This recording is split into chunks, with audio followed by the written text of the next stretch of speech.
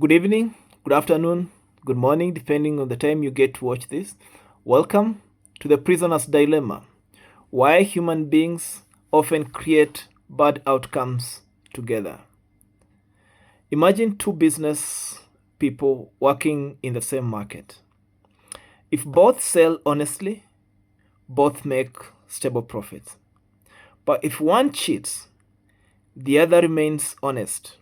The dishonest one makes huge gains or gains huge advantage. Now here's the problem. Both people or all human beings know this. So both become tempted to cheat. And eventually, both distrust each other, both cut corners, both become defensive, and both end up worse off. Strangely enough, this problem appears everywhere in human life and human relationship. This problem is called game theory, prisoner's dilemmas. It's one of the most important ideas in modern philosophy, politics, economics, psychology, and strategic thinking. This idea emerged during the Cold War through mathematicians and strategic thinkers studying cooperation, conflict, and strategic decision making. The researchers wanted to know or to understand something deeply human. Why do intelligent human beings create collectively destructive outcomes? Or why do intelligent human beings end up hunting each other? To illustrate prisoner's dilemma or game theory, imagine two suspects arrested for a crime. They are isolated in separate rooms and cannot communicate. The police officer offers each the same deal. If both remain silent, both receive light punishment.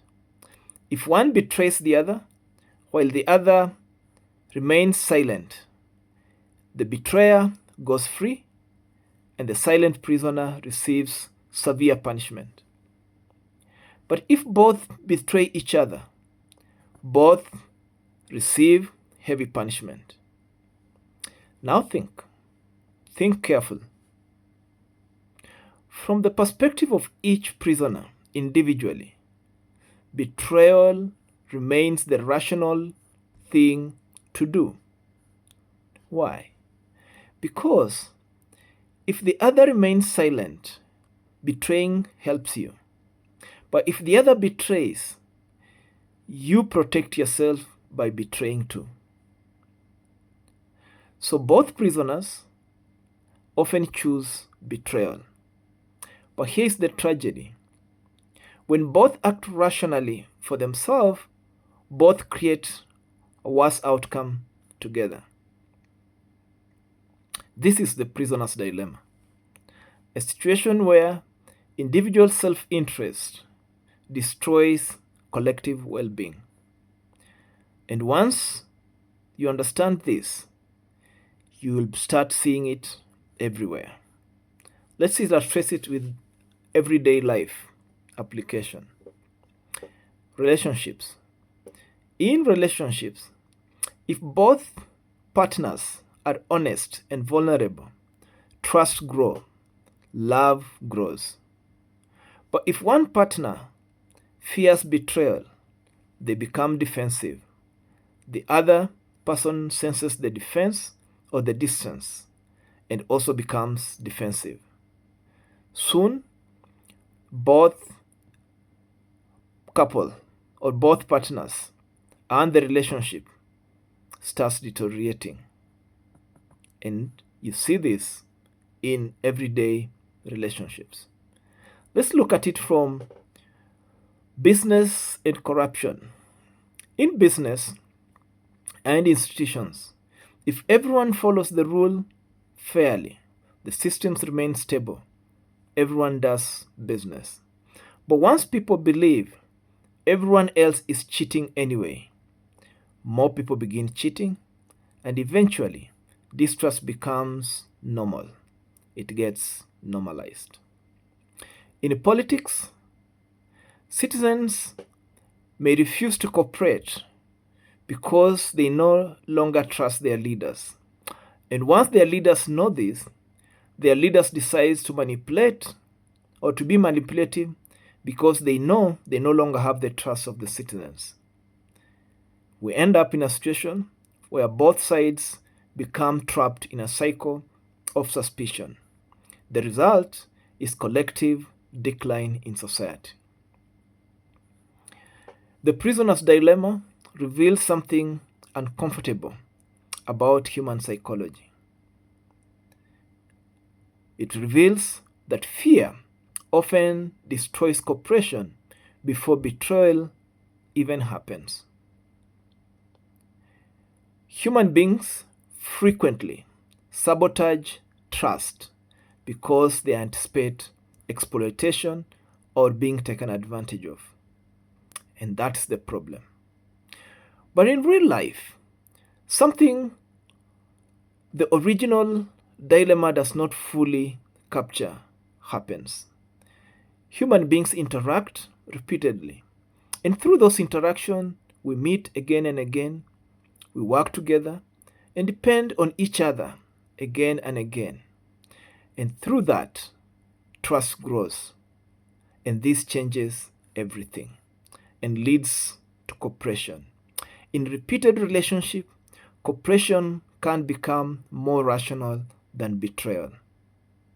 Because trust accumulates, reputation matters, future consequences matter, and societies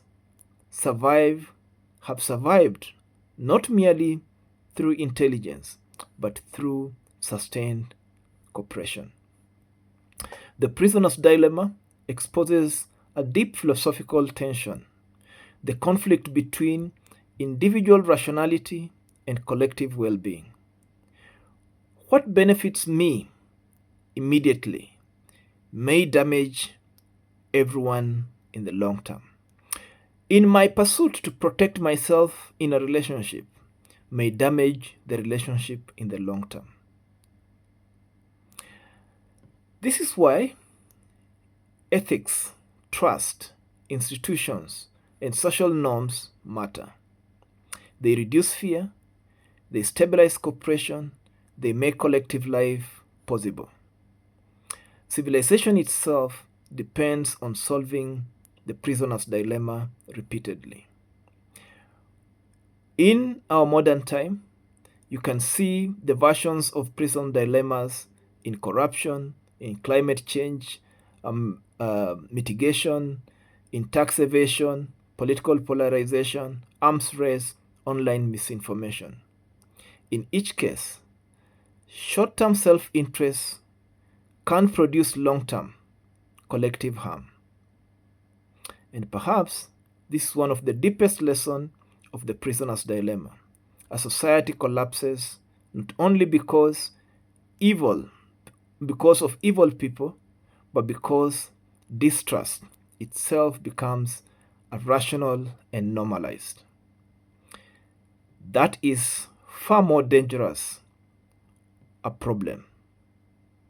The challenge of our civilization is not merely teaching people how to compete.